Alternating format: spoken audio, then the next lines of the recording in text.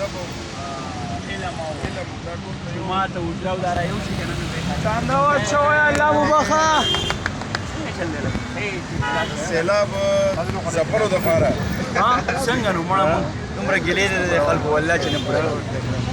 ستړی مه شئ کاکا ستړی مه شئ کاکا تاسو به مخکې لږ لرې کېږئ معایشه که نه چې دا خلک مونږ وینو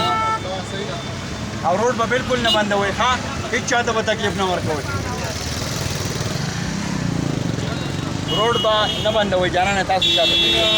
ملګري چې موږ ګوري پوره تر ماښامه حیات آباد کې باغداران کتل چوک ولاړ شو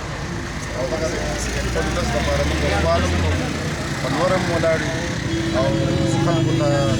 خواست هم کوو چې راشئ او د دې خپل ولس د دې خپلو خویندو میندو سره ودرېږئ او که موږ نه لرې یې نو چې چېرته هم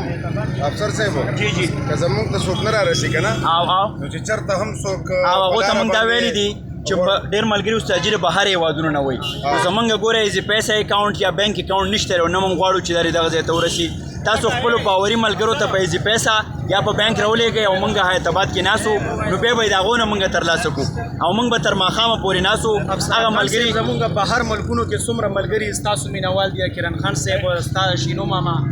یا زمونږ څومره ملګري دي نو هغه چې زمونږ دا پیغام اوري په یورپ کې یا سعودیا کې یا دبۍ کې یا په کویت کې یا په هر یو ملک کې چې आवाज اوري یا پاکستان کې بهر دي کراچۍ لاهور کې یا خو دې یا افغانستان کې داسې ملګري چې زمونږ مدد کول غواړي د متاثرینو نو هغه تاسو را لګلې شي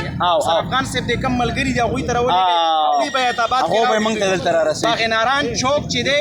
په دې کې افسر افغان صاحب کران خان صاحب نور ملګري ناست دي خپل کیمپ یې جوړ کړی دی تاسو به تپوس وکړئ هغوی له به یې راوړئ ماښامه پورې به دلته حاضر انشاءالله انشاءالله خوشحاله اوسئ جی ضروري نه ده چې څوک د موږ ته راورسي که د دې وطن په هره سیمه کې تاسو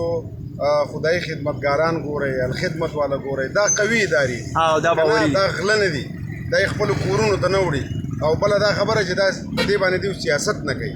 نو دوی ته یې هم تاسو ورکولی شئ او د دې خپلو خویندو میندو سره د دې خپلو وروڼو سره د دې خپلو مشرانو سره که هغه زمونږ د سوات خلک دي که د چارسدي دي که د وزیرستان دي که د جنوبي پښتونخوا دي که ننګرهار دی که لغمان دی کم ځای چې هم خلک دي او تکلیف دی ورته نو باید چې تاسو د دې خپلو لږو لږو روپو په عوض کې هغوی ته خپله دغه حاضري ولګوئ خپل ځان ورته حاضر کړئ د هغوی سره ودرېږئ دغه بد وخت په هر چا راتلی شي په یو بل پورې خنداګانې مه کوئ نن وایي په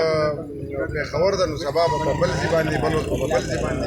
نو خدای دې دغه دا چونکې آسماني آفتونه دي د خدای د طرفه دي د چا انسان د لاسه نه دي نو د یو بل سره ودرېږئ په نره باندې خوشحاله اوسئ راځئ استاد جي راځئ